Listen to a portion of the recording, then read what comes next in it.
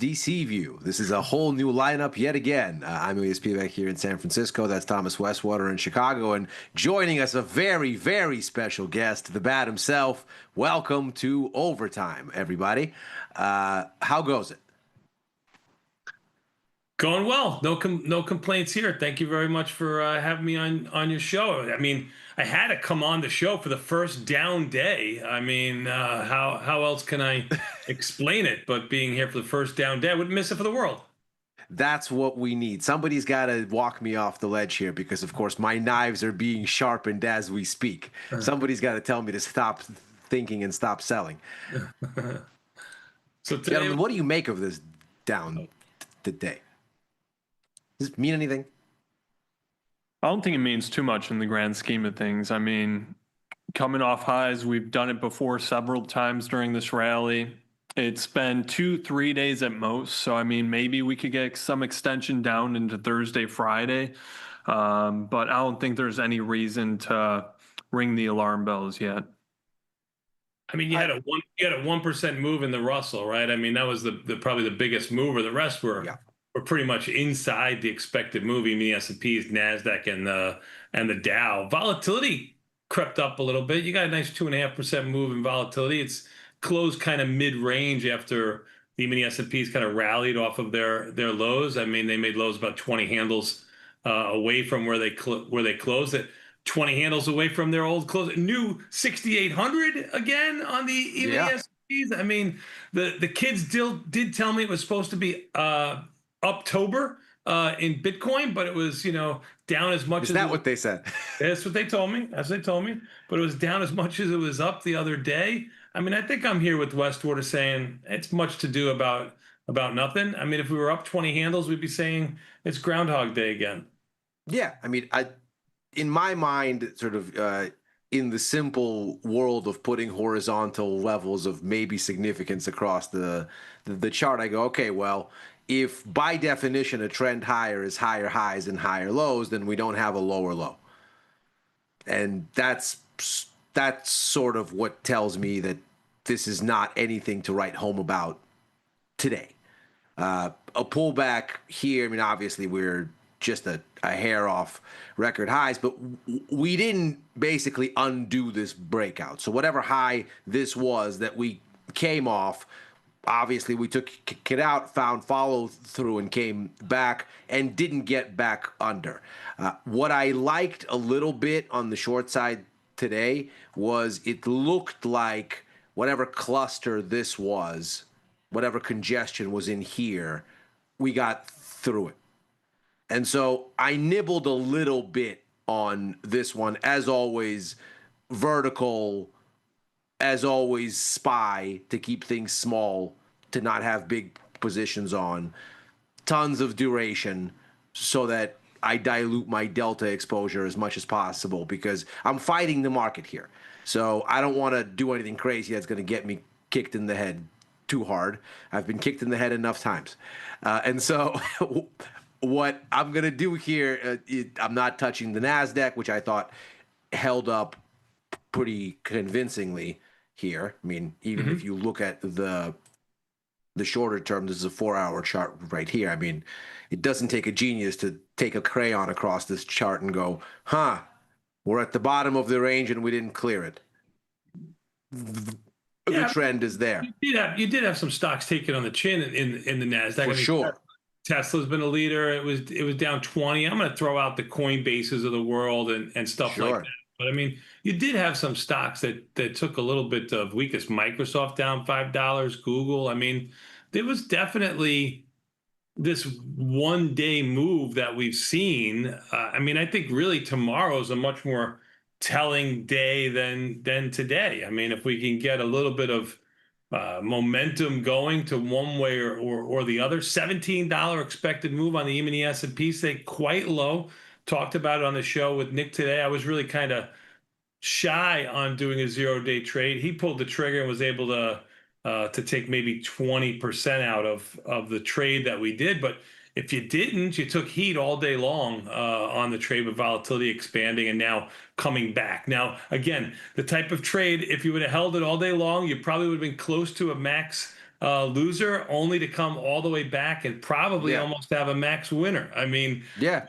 these 0-day trades are $17 expected move. We moved 21 bucks on even the S&Ps.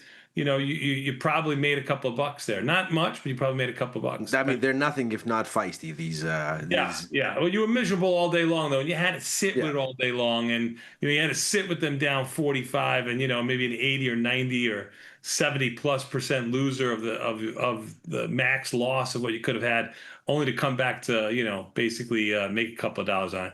Tough way to make a living when volatility is low, but this is what we have. If you haven't been doing that, then you haven't been participating in the market at all, because we've had relatively low implied volatility with. We did a great study today, a market measure that we did today at top of the hour, 9 o'clock, where we showed a lot more volatile this year than the past previous 10 years, which I don't know if that's surprising to the two of you, but that was a little surprising going Friday into Monday. I thought it was a little bit surprising. Yeah, Friday into Monday. I should have said that going into the weekend risk. You don't have weekend risk right now. The weekend risk does seem to make sense because we get a lot of these over the weekend. There's a tweet, there's some announcement, there's the Sunday shows, and somebody shows up and says something wacky about tariffs, and then everybody gets all kind of kerfuffled. But it does seem like overall things are kind of almost moving with blinders on, where as long as we can sit and hope that there will be cheap money downwind, then okay, we'll lose a little now, we'll borrow it back later for cheaper. That's okay. That seems like insulation. I think probably the thing that I keep coming back and looking at is this December SOFR contract here, because I look at it and I go, well, here's the Fed, right? This is the Fed meeting last month. And since then, SOFR has come in. And obviously, this is just like bonds. So this is the rate inverted, right? That this is the price of the interest rate future. So this going down is the implied rate for essentially Fed funds, not quite Fed funds. Futures are their own thing. This is a 3-month SOFR, but basically the same. So this is telling you that the market read the Fed as a little bit hawkish, or at least a little bit less dovish than they wanted, because rates implied for next year since the Fed have come up. So the market's shaved off about a 25 basis point cut out of their expectations. And so whatever they thought of the Fed, whatever insulation the markets were going to get from Fed easing, it's less of it in their forecast now. So what I thought was really fascinating today in this context was, obviously there's no data, we're in the middle of a government shutdown, but every Fed speaker in the world is apparently on the calendar this week because they have to. Well, they still got to get paid. I mean, they got to tell us something. If there's no data, somebody's got to explain something about what's going on. And so I thought it was really interesting. If you look at a short-term chart of the S&P today, there it is. This right here is when they start speaking. So first you get Bostic from the Atlanta Fed. Then you get the president's favorite member of the Board of Governors, Stephen Miran, speaking. Then you get everybody's favorite bomb thrower, Minneapolis Fed President Neil Kashkari, who apparently has never met a policy extreme he hasn't liked. He's been extremely hawkish. He's been extremely dovish. He's never been middle of the road. It's amazing. And so you get this very concerted move basically as they're talking. And so I thought it was an interesting sort of thing because what they said, even Miran, who's super dovish, obviously, he was put there to do that. Even him kind of saying some things that maybe don't inspire the greatest of rate cut confidence in markets. Going off script. Totally off script. Bostic didn't really say a whole lot. He was mostly focused on the impact of AI and kind of longer term things. It was more an academic speech. But Mirren in particular said the economy was weak in the first half of the year, but we should be through that now. It's like, but you want to cut rates a lot. What? What are you saying? Why do you want to cut rates a lot? And he goes, yeah, the economy is going to be fine, but that shouldn't have a read through to monetary policy. Wait, what? How what? So what is it that you do if not modulate the economy or attempt to do something? And it seemed like the thrust of what he was saying was being data dependent is not the thing to do because it's too backward looking and the Fed should be more anticipatory, which is interesting because in the same breath, he's saying the economy is going to look better. So fewer rate cuts. It's interesting. He seemed to be talking out of both sides of his mouth.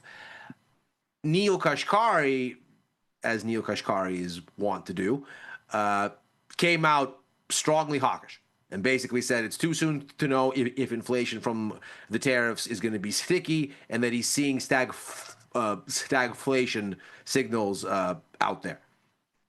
So bonds didn't really do anything crazy. They're a little bit up, but kind of within their recent range, I suppose. Long came up a little.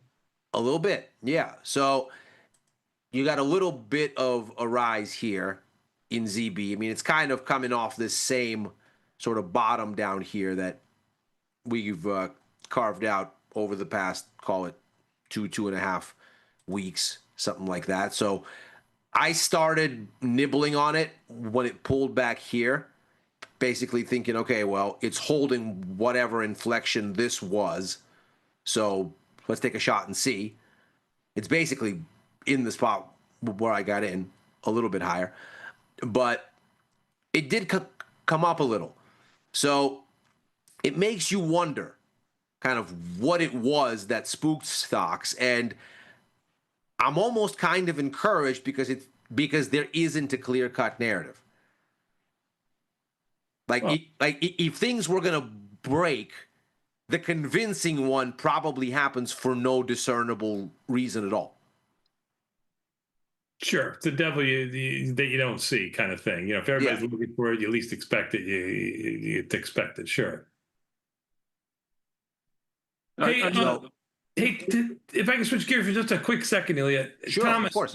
You've been quiet, so I want to get you involved in here for a quick second. Nick always mentions you with commodity-based products and whether they be commodities or even the gold and metals. Please talk to me about gold, new highs, silver, basically new highs. I know it sold off of the highs, but give me something. What's the deal with gold here? I mean, we keep printing money to Ilya's point of view that it doesn't matter, gold continues to go higher, or are we done? Is the Japanese yen kind of signaling maybe something that we're a little bit done here? Maybe the dollar's getting a little bit more strength. Give me something.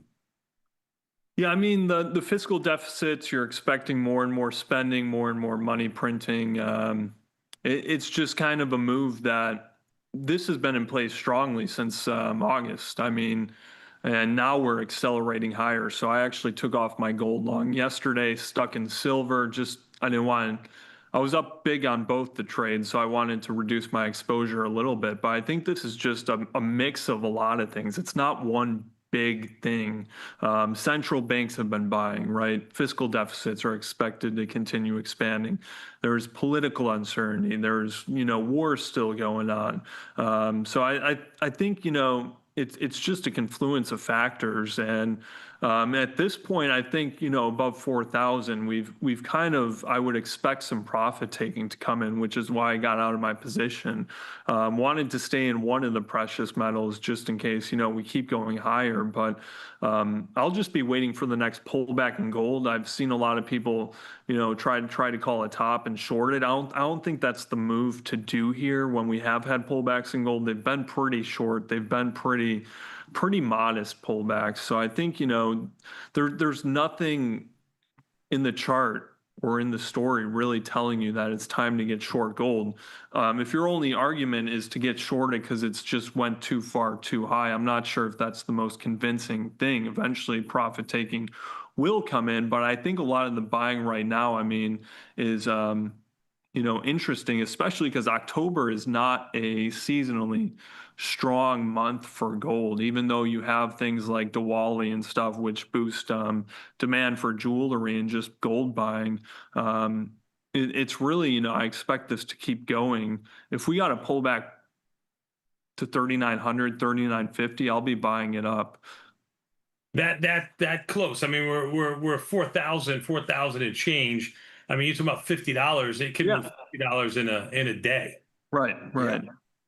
I would say the only other thing that, and I love to look at volatility. Volatility finally started percolating a little bit. It actually had been coming down. Not quite yesterday, but the previous 3 or 4 days, gold volatility had been coming down. It caught this bid again, and then a spike in volatility. To your point, everybody's could be calling a high in gold for quite some time, and you would have been wrong for no more, right for no more than a day, wrong into eternity here. But I think the out of the money calls here are getting a little bit juiced up, which means the vertical spreads themselves, call spreads, are being cheap because that out of the money option has a higher implied volatility than the closer to the money option. So a broken wing butterfly, play it in a small way. I did that today on my option trades today, where I put on a broken wing call butterfly. You've got upside room. It's omnidirectional. I'm the world's worst commodity trader, so you're better at this. And if I only have price to go with, then too far, too fast, I'll hang my hat on that with a little bit of volatility cushion. I don't know. We'll see how it works out. But I played it for the first time in quite some time, a little bit to the short side in gold today. I think you did this way better than I did. I got shaken out of my gold long, like right here. Oh no, that's my recent gold short. I was short GDX for $10. I mean, and I just bit the bullet and went another $10 or $12 higher after that. No, this is not my first time getting spanked in a commodity. I've been doing I had a nice run, basically looking at this range breaking out. And then I got cold feet right around here. But then I kept silver, and silver kept running. And then I finally took it off today because this was not the greatest sort of day. But again, I'm looking at this and I'm like, well, did I go too early? But I didn't like that whatever this consolidation thing was broke down. So I got out of it today. I took my P&L on it. I got in like right here on this little range breakout and rode this part of it. So I'm out of metals here, but I'm with Thomas. I don't think this has anything to do with the Fed cutting rates necessarily. I don't think this has anything to do with the dollar necessarily, because the dollar has actually been strengthening and gold doesn't care. Yields have been a little bit higher since the Fed meeting. Gold doesn't care. So whatever is going on here doesn't seem to be like a monetary policy gold classic kind of thing. So maybe that calculus is out the window. Maybe what we're looking at is a different kind of just generalized, the world is crazy, let's own some gold kind of a thing.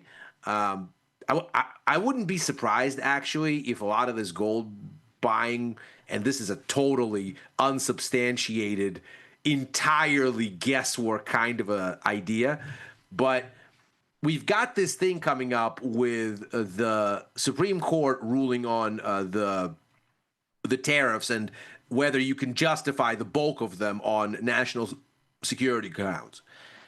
And that's coming up this month, next month. We're supposed to get a ruling. I think end of this month, second half of this month. They're supposed to rule on it. We've just spent between April, let's call it early April, and now, with the markets benchmarking what they think this is. If you threw a curveball at them now and told them what you thought isn't it, it's something else, why not own a little protection? Because you don't know what's going to happen on the other side of that. What would be the protection play? Just own gold on general uncertainty grounds.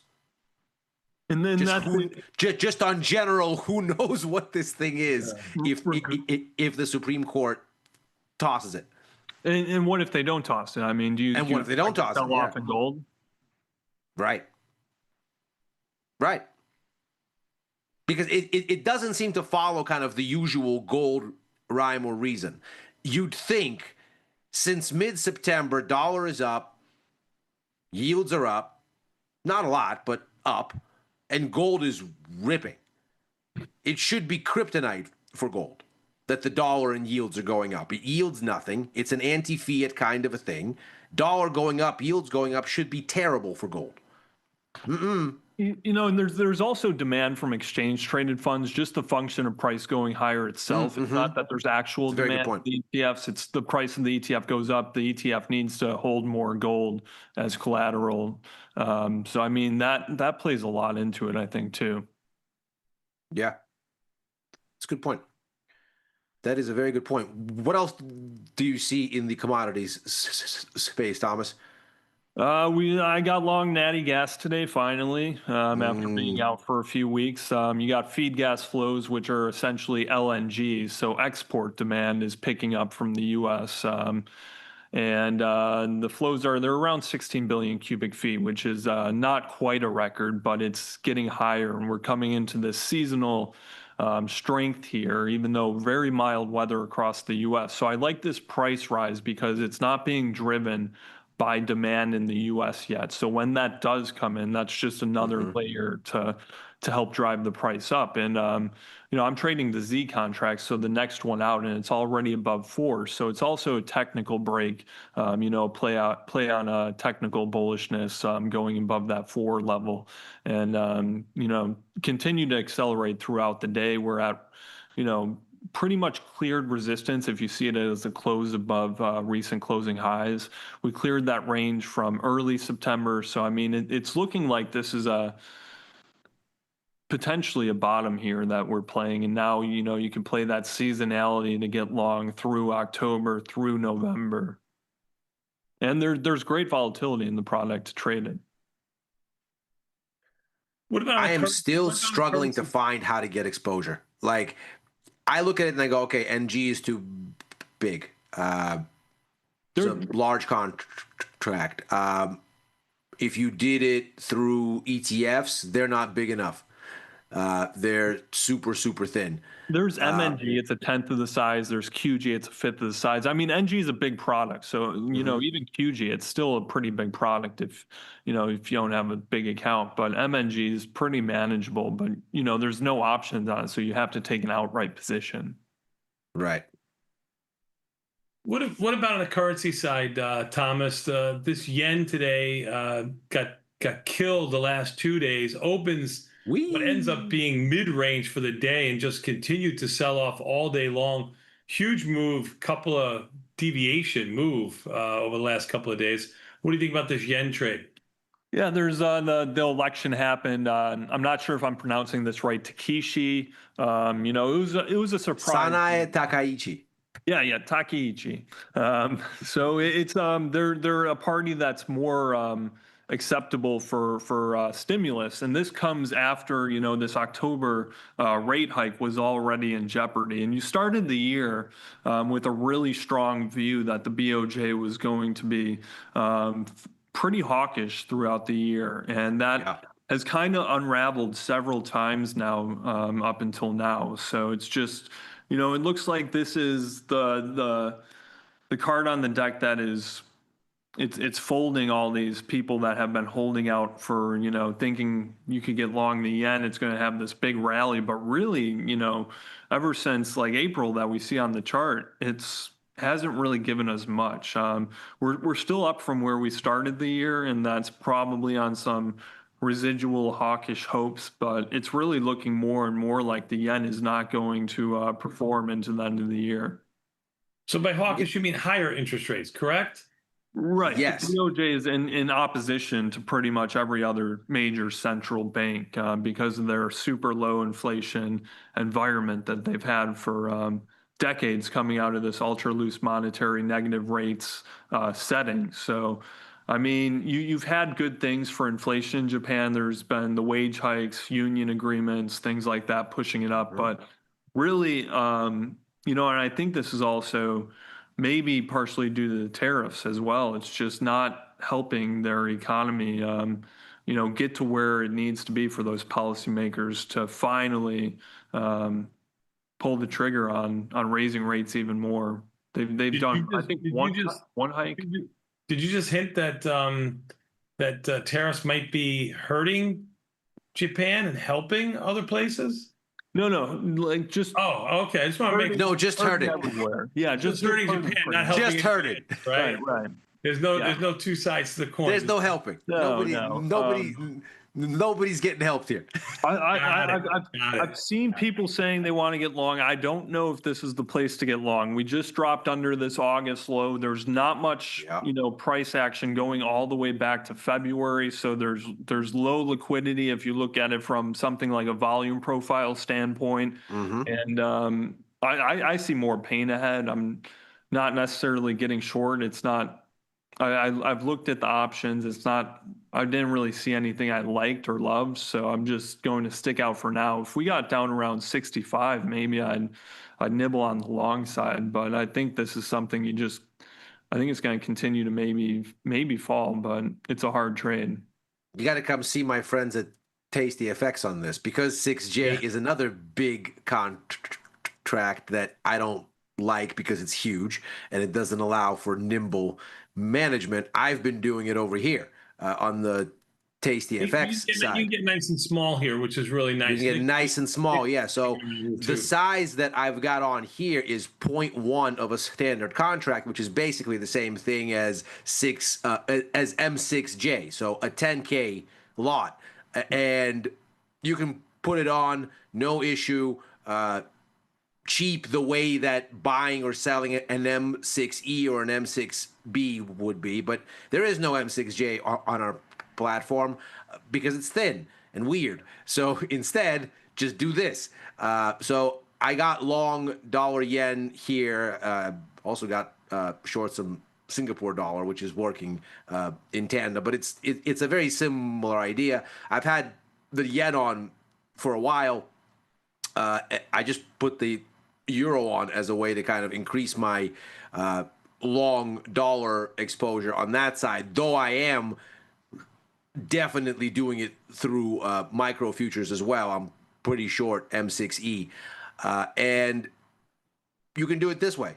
You don't need to go complicated with a 6J contract. I learned my lesson there. Even with verticals, that thing just cracks you in the side of the head, and I'm not standing in the way of it. I need my currency exposure in 10K increments.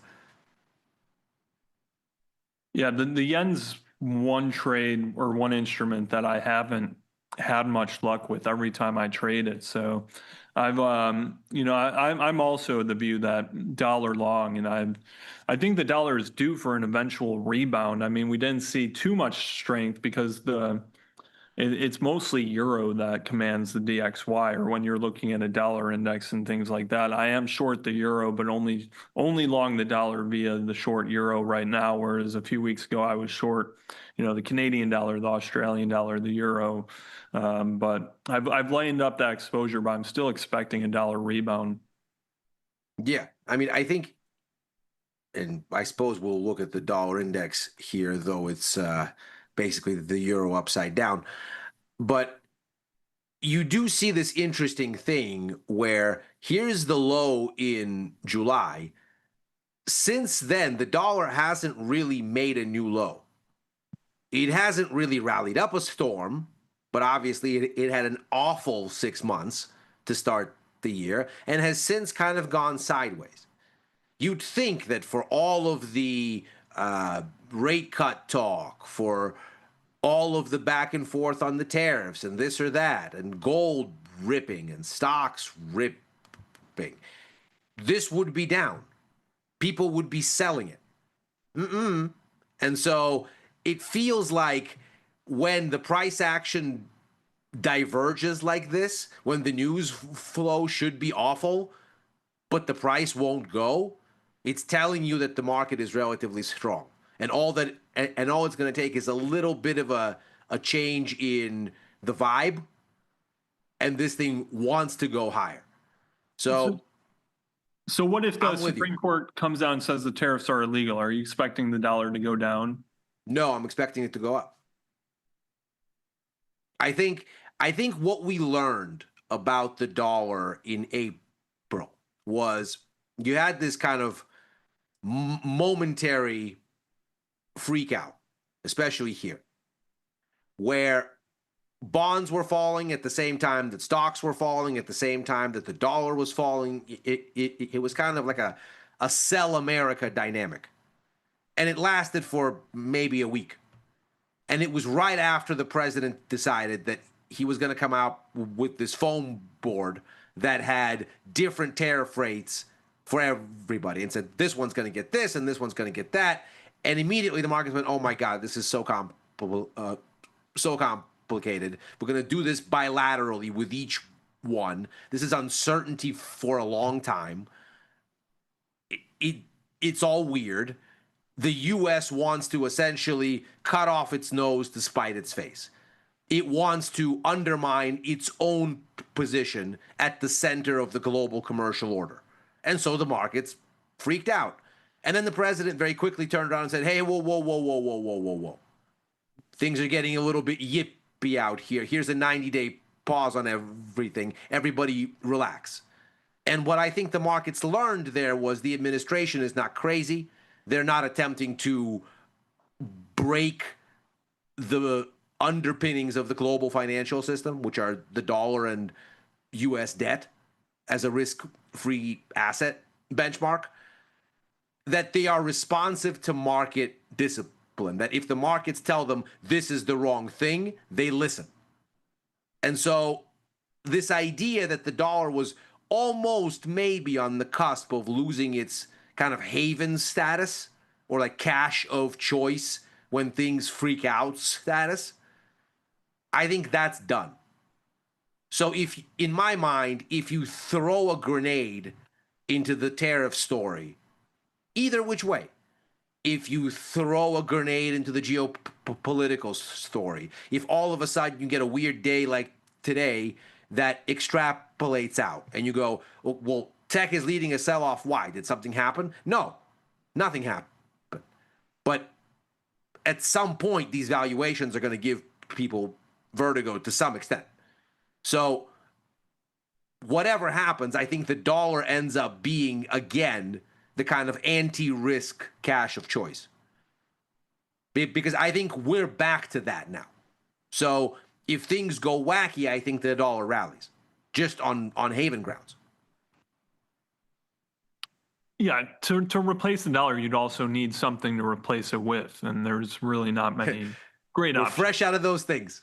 I mean, if you saw that the dollar rallied under those conditions, would you expect it to hurt gold, or is gold going to catch a haven bid as well? I mean, it's not crazy. I think gold keeps going. It's amazing that gold doesn't care, but it doesn't seem to care. Right. We've seen gold and the dollar go up at the same time before. So I don't see that as a big risk either to gold. Yeah, I don't think gold particularly cares about yields or the dollar here, which again is uncharacteristic, but it can happen. Right. I mean, expected move in gold futures for the next 50 days or whatever, just under, is over 200 handles. So you're talking about a decent size implied volatility in gold. So Yeah. there, I think you can expect the unexpected to the upside or the downside. I don't think like I think like the market chops around here and doesn't like the equity market chops around here and doesn't really do too much. That's what I see in my fortune, in my tea leaves. But if I had and I have a small gold position, a little bit short, but my shorts are above 4,300. If I were to be a betting man on an exaggerated move, I think the commodity space is where you see it over the equity space, even though equities are at all-time highs too. I actually agree. I think one of the we were talking about this with Dylan yesterday, basically saying, look, stocks are extended, gold is extended. If I Yeah. told you you had to sell one, which one would you sell? Right. And I think in sort of the most simpleton kind of way, I would sell, like if I had to sell one, I'd sell gold. And it's because stocks are biased. Stocks like going higher. They don't like going down.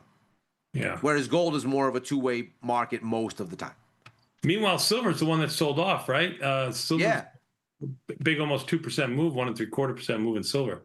That I thought was very interesting today. Silver, it can be a little bit more of a risk-on kind of a thing.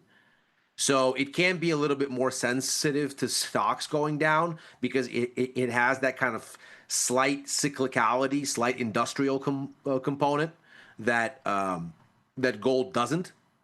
And so you got stocks down today, and silver seemed to catch a little indigestion, enough that I got shaken out of it. But it's interesting. I mean, if you kind of eyeball this, you get the sense that here was a sticking area, we got above it, we held it, and now we've kind of come back in.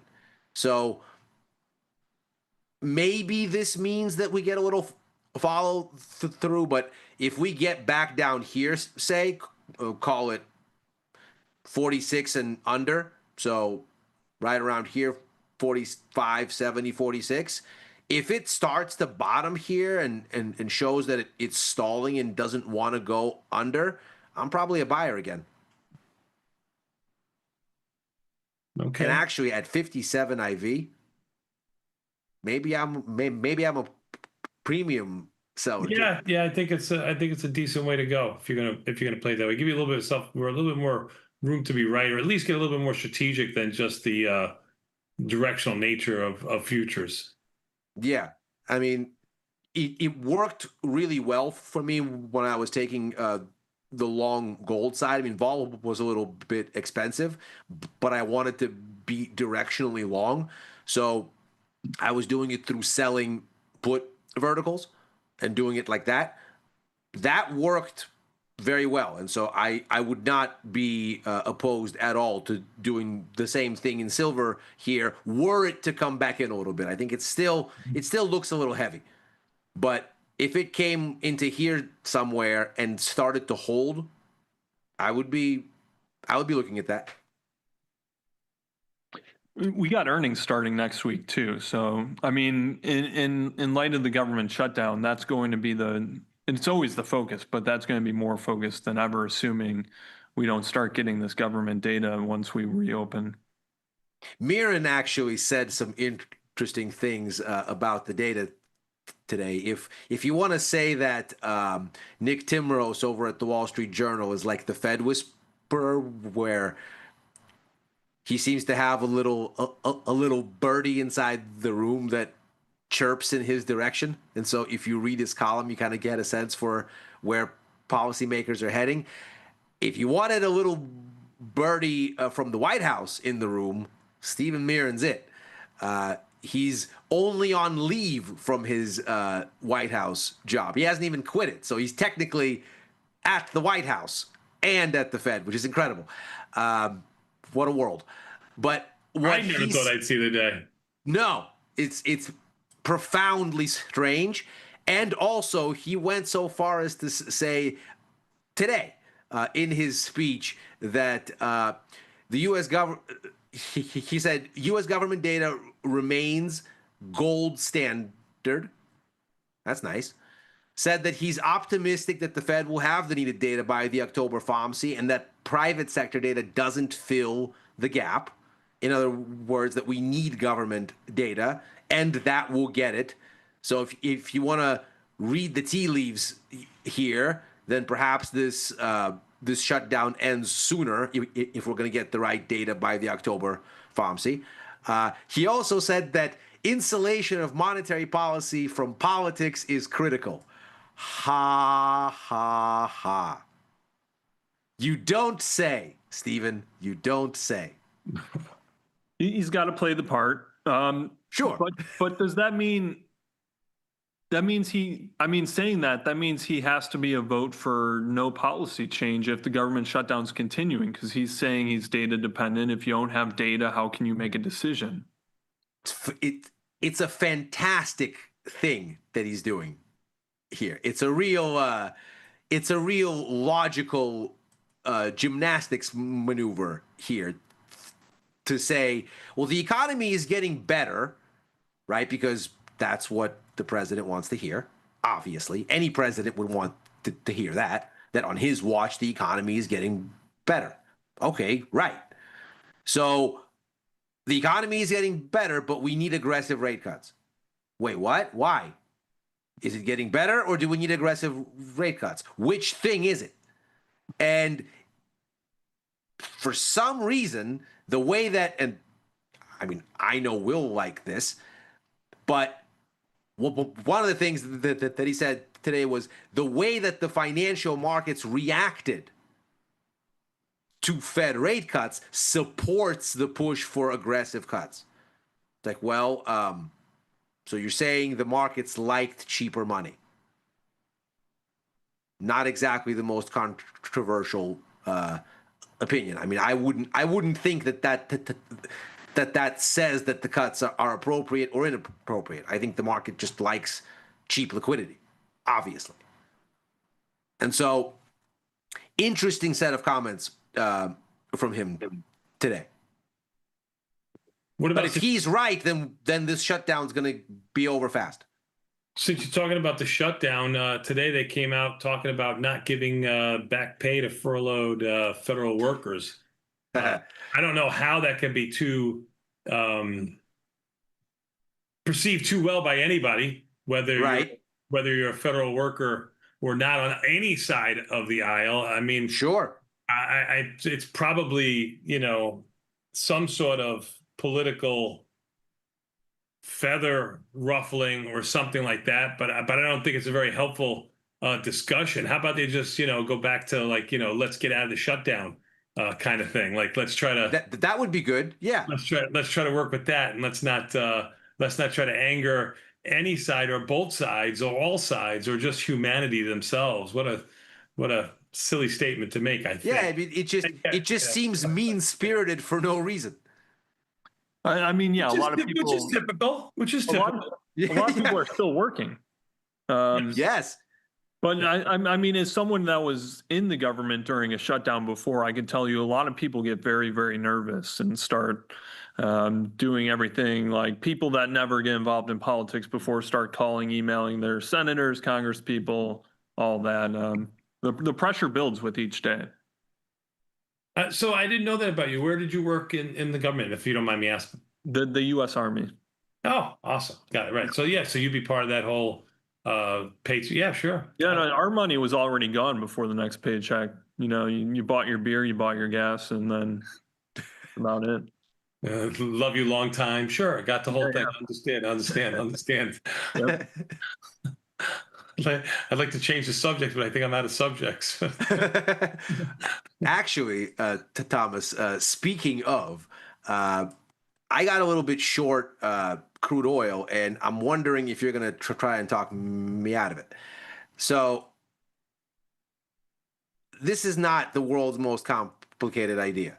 I looked at this and said, aha, there is a floor here.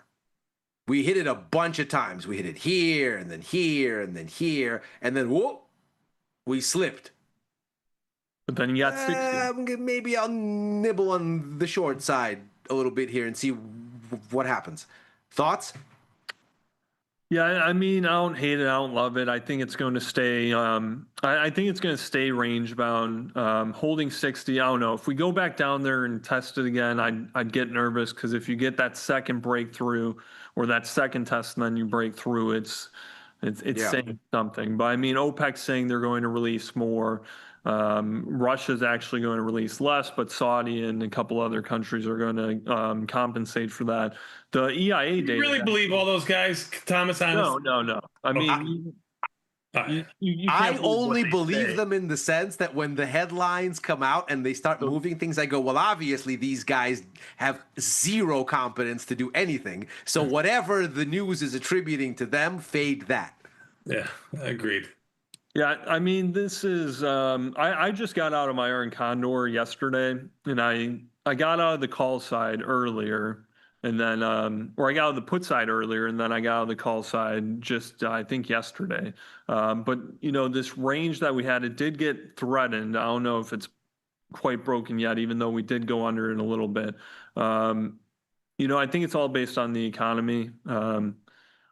And going under 60 is just going to cause a lot of pain for U.S. producers. So, Yes, it is. but then again, production's holding up actually quite well. The one thing is inventories are rising across the globe, except for distillates. Distillates are still really down. So, I mean, refining, when you're a refiner, you can't just, if you need more diesel, you have to refine other products too. So it kind of is something that's going to keep production higher. And I think trading right around where we're trading is, it makes sense for when you look at the economy and, you know, more production from OPEC. So I don't know. I'm not going to get short, but I think I'm going to wait till next week. I might get in another Iron Condor again if we go back into this range, get around 63, 64, 65. But eventually, you do have to get out of the range you've been trading. And I don't know when that will happen, but, you know, in the 50s, that's going to signal that the economy is weakening. Right around the 60s, it's like, you know, we're just slightly expanding, maybe staying unchanged. So I'm out of oil for now. I don't have a strong enough view to trade it. I missed So it this morning. I was trying to trade it from the long side. It rallied before I could do anything when the show was on. I'm not particularly a big fan of your short here, but I'm not a particularly big fan of a buy here either. So I think you'll have some time to manage the trade. I don't think it's a long-ish time trade if that no, makes. no. I mean, in my mind, that this is a nibble to basically see what it seems to be doing. And if it's not doing anything and we end up, let's say, like back here on a close Yeah. tomorrow, I'm out. And I'm doing it through USO, again, to keep things small, to keep things contained, to not risk too much. I've got a bunch of duration in it, all to kind of say, well, these are choppy, difficult markets. Let me nibble quietly and carefully. And if I take an L and keep it to like 0.5% of equity, 1% of equity, I can do that a lot. Yeah, sure. Now, one thing that was interesting to me about today's sell-off was it really was a very techie sell-off. And so looking at the MAGS ETF, we're basically on some kind of a dividing line here. I mean, it's interesting. This thing hasn't really gone anywhere since basically the Fed. So the Fed's right here. So we get a little gap into it. Here's the Fed itself right there. And we're basically holding whatever range that established here.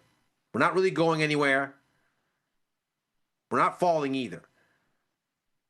Is this any kind of a interesting thing for either of you? Maybe not to fight the indexes, because who knows? Rotation might mean they hold up better, but in these very big market cap names where so much froth seems to live, is this a better vehicle to just look at those? Well, I'm gonna answer it. I'm gonna answer it this way. A little birdie told me and again, this is a product that trades 2 million shares. It's small. What's that? It's small. It's It's small. small. Doesn't have a lot of open interest. Let me look before I. Yeah, it doesn't have a lot of open interest. ETF style product. I believe it has only those like Amazon and Apple. Just the 7. Yeah, right. Meta, Microsoft, Nvidia, and Tesla. I think so. You asked me if this is something to look at. I'm going to say yes, it is, but probably not this product at this time. But I believe the CBOE is going to be coming out with a cash settled product, much like SPX is. Of the top 7, they can't do obviously the top 7 because there are other ones like this with like 3 others. I believe AMD is one of them. I forget what the other 2 were. I believe there's going to be a total of 10 stocks, but a cash settled product. I think that's going to be a very interesting product. That's interesting. If you have the liquidity, liquidity, I mean by liquidity providers setting it up. And if it's done by the CBOE and you have the same people that are doing the SPX, and there's going to be an SPX ARB against the S&P 500 SPX versus something like this, 10 most weighted stocks, maybe it's weighted as opposed to individual. I think it'd be pretty cool because that's what kept the OEX alive back in the day, which I know now I'm really dating myself, but we had the 1.5, which was the S&P 500 versus the S&P 100. And that kept a lot of liquidity in both products. So maybe this is something that will even make volatility a little bit greater in SPX because you're going to have a little bit of a arb between this new product that I'm talking about. Again, just Birdie's talking to me. Hopefully, maybe by Q1 of next year. I don't know. I'm going to try to get more information on it the next coming weeks. But so I don't know if this is the product to answer your question, but I think it's on people's radars and on people's lips, and I think they're really looking to do something with it. Yeah, that would be very cool if we got some kind of a cash settled thing that's liquid to really. Which brings us to one other thing. So if they can do a cash settled for this type of product, you might be getting cash settled stocks sometime down in the future too. So it opens up a big, world exciting. here of cash settled, maybe equity products too. Now I'm thinking ahead. I'm just going on my own here. I have no information about that. That's just me trying to put more to the line. Than it would all, and if you got micros there, then it would almost be like on exchange CFD level flexibility. Sure. Obviously, sure. we don't have CFDs in the US, cool. But that would be cool. That becomes cool. Yeah, that would be very cool. We got 2 minutes here, gentlemen. Closing thoughts. How are you positioned going into tomorrow? I do not have a lot of equity exposure. I'm long Tesla. It's one of the big equities I've only been trading. But if we get another down day tomorrow and it's at the morning, we get a 1% sell off, I'll probably do a 0-day short put spread, assuming that, the bulk of the selling is in the morning, even if it's, continuation from yesterday. Because what I've noticed is usually you get that big move and it doesn't trend lower. You're not trending down to 2 or 3%. So I'll probably do that and take a stab at it. I kind of like your idea. If we get that move, it would be an anomaly because we've never had that before in the last 3 months or so. The market has rallied. I'm making a joke. We've had 2 down days in a row here, but I think it's a decent. I think it's a decent entry point. I think we're going to meander around in the equities, which means only one thing: we're going to go big in one direction or the other. If I think we're going to go sideways, so I have very. We've got the FOMC minutes tomorrow, everybody. Hold on to your hats. Yeah, I got very little feel for the market right now, just because of the way it moved. I guess a gun to my head, I would like to see a little bit more downside pressure, just because I think it would be healthy for the market. I don't know, something back down. Even the S&Ps in the I don't know, dare I say, like, 6,600 level or something like that. Yeah, like right here somewhere. Yeah, something like that. I don't know. Flirt with it maybe. That'd be Just fine. facility. I That's mean, that's my standard. I'd be my little baby short that I have on here would be perfectly fine with a move like that, and I'd be happy and move on. I've got a little bit there. I'm long a little bit of the long end in the bonds through TLT. Probably my biggest position is I'm long dollar every which way. Short the euro, the yen, the pound, the Aussie, the Canadian dollar, you name it, I'm short it because that seems to be the sort of best risk reward idea out there at this point. It's near the lows. It's not falling on news that should make it hurt. So let's see. Very good. Thank you, gentlemen. Thank Overtime you. is out of time, but don't go anywhere because if you wanted to talk about FOMC minutes in excruciating detail, macro money is coming your way momentarily. I'll be right back. Don't go anywhere. Peace.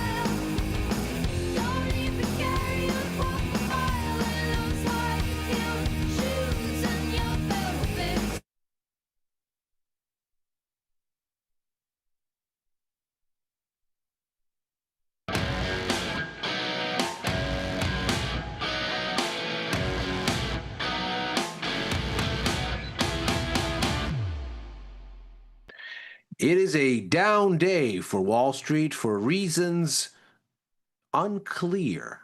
We're going to try to figure out what is going on here and see if we can't look ahead to what is the next and possibly the only meaningful piece of macro event risk this week, while we have a U.S. government shutdown and no data of substance is coming out. This is Macro Money. I'm Ilya Spivak, head of global macro here at Tasty Live. And what we're going to do here is take a look, first of all, at the performance over the past 24 hours, see what these markets did, and then try to divine what might be coming at us next. Because we do have, as we say, the first real piece of macro news here by way of minutes from that fateful monetary policy announcement that we got last month. So here is how these markets did today.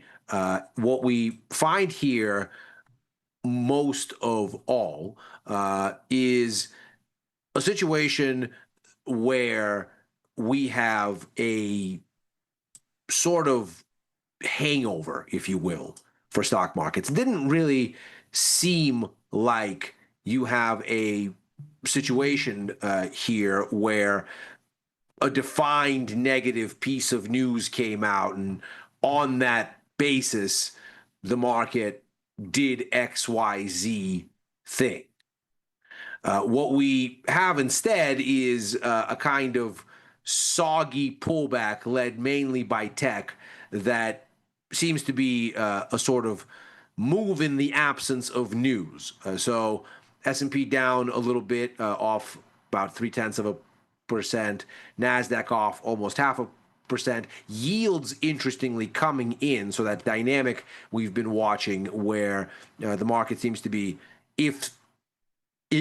if any kind of consistent as far as themes are concerned, then the mood has been, if the chance of rate cuts seems to be declining, or at least if scope for rate cuts seems to be declining, then you have a situation where the markets get a little bit of indigestion and get a little bit defensive. Then you get situations where perhaps the chance for rate cuts gets a little bit more strength. For example, when you shut down the government and there is a fiscal headwind, then you have a situation where the markets tend to be relatively better supported. And that's what we've been seeing here recently. So I think as you look at this going forward, what's interesting about a day like today is those kinds of dynamics don't seem to be clearly on display. Instead, you have a kind of absence of a unifying theme. So yields lower, stocks also lower, crude oil a little bit higher, but still overall on the defensive. Of course, we had this massive slide last week of 7.4%, and this sort of baby correction here is just that for now, a correction in the context of a larger down move. Gold a little bit higher. The dollar very much back on offense, though. That move that we saw from the beginning of the week in the Japanese yen following elections in Japan, that continues to burn bright. The yen down over 1% here, and some of that dollar strength spilling out across the other major currencies. The euro off almost 0.5% here as we look and see what seems to be occurring here across markets. That's perhaps the one sort of unifying theme that has more consistently emerged in these markets, this idea that the dollar is perhaps done falling, perhaps looking at some kind of an attempt at a rebound, all of these rate cut expectations notwithstanding, because it does appear like all the news that's coming out should be dollar negative. Indeed, gold being higher seems to be the kind of an environment where the dollar might be hampered. They tend to move as foils for each other, but that clearly is not what we are seeing here. Bitcoin taking a big leg lower here and showing itself once again to be a risk on kind of a proxy. And the situation in gold, again, seemingly impervious to other things. Silver was a little bit off today. It's a little bit more risk sensitive than gold is, but gold just continues to rise. Looking at what we saw here on the calendar side of things, again, no economic data, but of course, this week was, as we discussed yesterday, a big one, and is a big one for Fed speechifying. And we got a big batch of it today. President Bostic of the Atlanta Fed didn't really go into near-term monetary policy very much. He mostly talked about long-term implications for AI. Michelle Bowman didn't say very much on the economic outlook, but we did get some very interesting tidbits from Minneapolis Fed President Neil Kashkari and, of course, resident Dove and White House fan Stephen Miran, the newest governor, the newest member of the Board of Governors in Washington, D.C. He gave us some interesting comments today as well. What's interesting is that these comments, in particular Miran and Kashkari, they start to come over the wires just as stocks start to swoon. So make of that what you will. But here's some of these comments. For Neil Kashkari, the thrust seems to be what is essentially the kind of wait and see, middle of the road consensus at the Fed. So he's saying here that it's unclear what the impact on inflation is going to be from the tariffs, basically saying that it's unclear that this inflation is going to be sticky or not sticky, but also that the data is starting to give us some stagflationary signals. And indeed, we saw this when we looked at those ISM numbers from last week, which showed us that although the price picture didn't get worse, it remains highly elevated even as employment continues to shrink. And that's, of course, an interesting sort of thing to consider here because, as we've heard endless times now from U.S. Fed Chair Powell, the objectives that the Fed is looking at here, its dual mandate of employment and inflation, they appear to be in tension. And so you get that once again reinforced from Kashkari here, basically making the argument that to go aggressively on rate cuts would be a mistake, saying if there's a massive demand for investment in data centers in particular, of course, we are talking about the impact of AI here, that will push up interest rates. And the market seems to be able to hold in its head these competing ideas saying, well, we have this AI boom, that's what's driving equity prices. But if that's the case, then that's inflationary.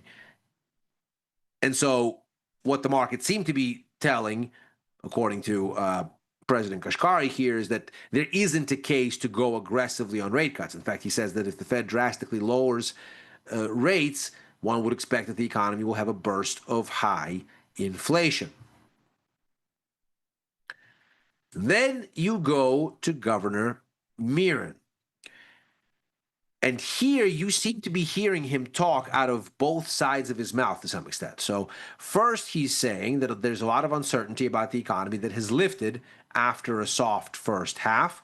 He's saying that he's optimistic that uncertainty will remain on the retreat going forward, and that, interestingly, if the economy does well, that doesn't have firm implications for monetary policy. Now, that's not the textbook story. Typically, one would think if the economy is doing well, then it's difficult to justify aggressive easing. But apparently, this is not a logical conundrum for Governor Miran. He seems to think that you can have the economy recover, you can have it be accelerating, and yet you can do aggressive easing. In fact, what we have here is him saying that, look, he's more sanguine on inflation than others. He thinks that restrictive monetary policy has risks, but also making the interesting argument here that monetary policy should be forward-looking, and that being data-dependent is too backward-looking, which I suppose is interesting because we don't have data because of this government shutdown. So that, of course, makes this next part all the more interesting. He says that U.S. government data remains the gold standard despite some issues, and that he's optimistic the Fed will have the data needed by the October FOMC, which is late this month, saying that that the private sector data that we have doesn't fill this gap. So I suppose if one were to think that Governor Miran still has some ears inside the White House, that this shutdown might be over relatively soon, or at least that's the White House's perception. But we'll see, of course, how this goes. He doesn't see the tariffs as a material driver of inflation, no shock there. But he's arguing that it's important to insulate monetary policy from politics, which is, of course, curious because he technically is still employed by the White House. He is on leave from his White House job to temporarily fill this Fed gig, and the expectation is that he is going to go back to the White House job once this is done, which is not what one would think looks like insulating monetary policy from politics, but here we are. So the markets seem to look at this, and it's unclear what they extracted from it, but whatever it was, they didn't like it. Because just as these comments started to come across the wires, that's where you got the bulk of this sell-off. Now, maybe that was a coincidence, certainly not outside the realm of possibility, but perhaps the markets looked at this and said, well, you want to insulate monetary policy from politics, but that's not what you're doing. You think the economy is going to do better, but you don't think that that changes anything about the need for aggressive rate cuts. You don't want to look at the data because that's too backward looking, but you need the data because the private sector doesn't tell you what you want to know, and the government's data is the gold standard. It seems like a lot of this is at cross purposes with itself. And so perhaps what the markets are responding to, perhaps how you end up with gold higher on a day like this, is just the signals are too mixed, and the market isn't clear on what the thrust of policy is. And to the extent that Governor Miran is a reflection of the White House consensus, perhaps the White House isn't clear where it's steering, or at least which part of this it cares about more, because clearly some of these things conflict with each other. Now, the next big piece, and the sort of important piece for the week, in the absence of other data, is going to be minutes from that fateful September FOMC meeting. We can see here from the statement, the Fed is clearly justifying its rate cut action on the basis of weakness in the labor market, saying inflation has moved up and remains somewhat elevated, but also job gains have slowed and the unemployment rate has edged up. And essentially saying right here that the committee judges that the risks to both sides of the mandate deserve attention, but that downside risks to employment have risen. And in light of that shift in the balance of risks is how you get this rate cut. That, of course, was very well telegraphed ahead of the announcement. So the really big story here is this. And perhaps this starts to line up a little bit with what Governor Miron is saying. There is an upgrade in the case for economic growth. There is an upgrade in the forecast for inflation. There's a downgrade in expectations for the jobless rate. So the median projection from Fed policy officials here is far from dovish in its underpinnings. But nevertheless, we end up with 3 rate cuts on the menu for this year, 1 for next year, 1 for 2027. And the way we end up at 3 here is right here. So this is really how we get that average.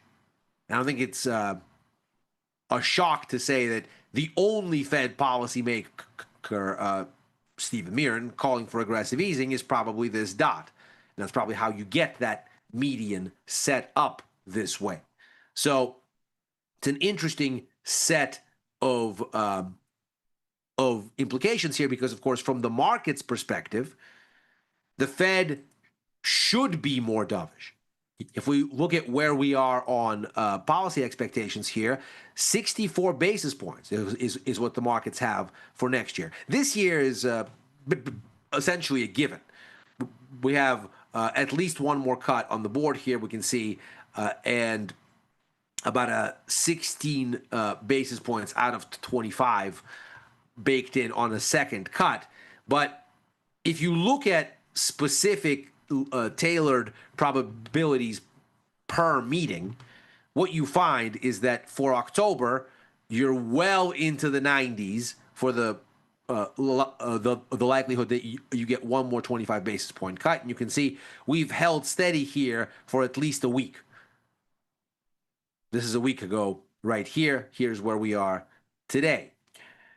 We're a little bit more dovish even than a week ago, although slightly less so than yesterday for December. But the upshot here seems to be we're still well over 80% chance of getting a cut. So this hardly seems like the main story. Instead, it's this disconnect for next year that probably moves the needle. The markets have 64 basis points on the menu. That's way in excess of what the Fed has, as we saw right here, from 3.6 to 3.4. That's one 25 basis point rate cut for next year. And the markets clearly have at least 2 and 14 basis points in the direction of a third. So about a 50-50 chance, give or take, of a third. And so it is this disconnect that should be most interesting in these FOMC minutes. The markets ostensibly saying, well, the economy is going to need all this easing, but even the Fed is saying, well, no, actually, growth expectations we thought needed to be revised higher. Inflation expectations we thought needed to be revised higher. Unemployment expectations we thought needed to get revised lower. And in fact, that seems to be lining up with the flow of economic data for the most part. Soggy ISM numbers last week notwithstanding. We can see that this Atlanta Fed GDP Now model gives us the tone of incoming economic data through a lens of what it might mean for GDP growth. Obviously, this is not an accurate forecast, nor should we hold it to being an accurate forecast of third quarter GDP. That's still ages away. This forecast is going to change a bunch before it's within striking distance of making a reasonable call. But the tone of the data going into the model tells us that it's been relatively positive. The City Economic Surprise Index, measuring whether data is coming in better or worse than expected, well north of zero here. And in fact, has been well north of zero since basically the middle of July, showing us that U.S. economic data is tending to surprise above expectations, seemingly endorsing what the Fed is saying, but of course clashing with the market's dovish perspective. So if these minutes tell us that indeed the economy seems to be firming, that the Fed does not need to be in a hurry, that inflation is still something to think about vis-a-vis the tariffs, Stephen Mirren's perspective notwithstanding, then this relationship that the markets have developed between asset prices and Fed rate cut expectations might well turn on Wall Street. So we can see here that this rally higher in the S&P 500 came with this dovish shift in policy expectations and has been struggling to build ongoing momentum as this has stalled as well. Meanwhile, the dollar is attempting to bottom as expectations for policy get less dovish. So the market is taking the Fed's lead and saying, oh, well, they're not as committed to easing, so higher dollar and maybe slower going on stocks. If these FOMC minutes tell us the Fed's in no hurry, again, but for Stephen Mirren, then we could very well see a bit of a pullback here in risk and a further bounce in the dollar. That's kind of the way I'm positioned here going into the rest of the week. I'm still very long dollars, short the Aussie, short the pound. I've actually increased my exposure to the short side of the euro. That seems to be working, so I've scaled up a bit. Still short the Canadian dollar as well.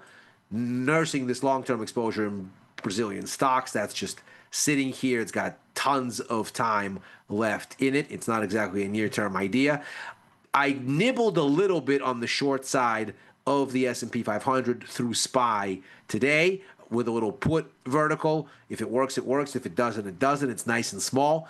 And still holding the long side of the bonds and a little bit short crude oil as of this week. It seems to be trying to crack the bottom of its range. And so this is another one of these exploratory shorts to see if momentum builds or not. If not, you're wrong fast and you get out with a small loss. If yes, then the idea is asymmetric and then you scale in.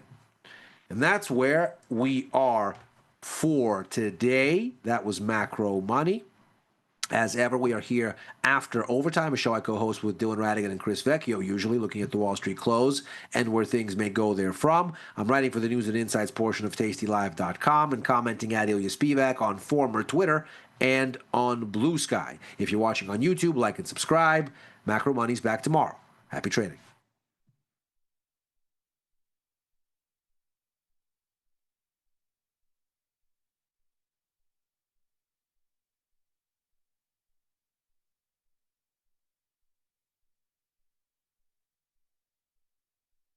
Forbes called us best online for options trading.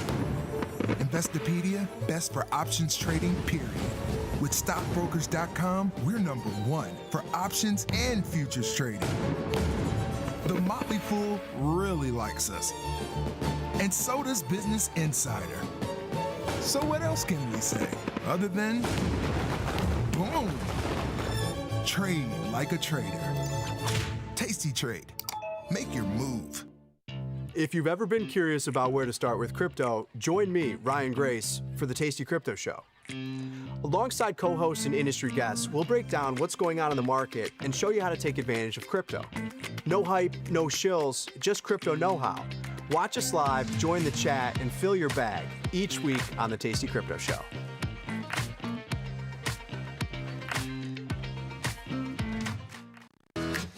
Tasty Trade is now on TradingView. Trade stocks and futures directly on TradingView charts with Tasty Trade's low commissions. Try it out and leave us a review.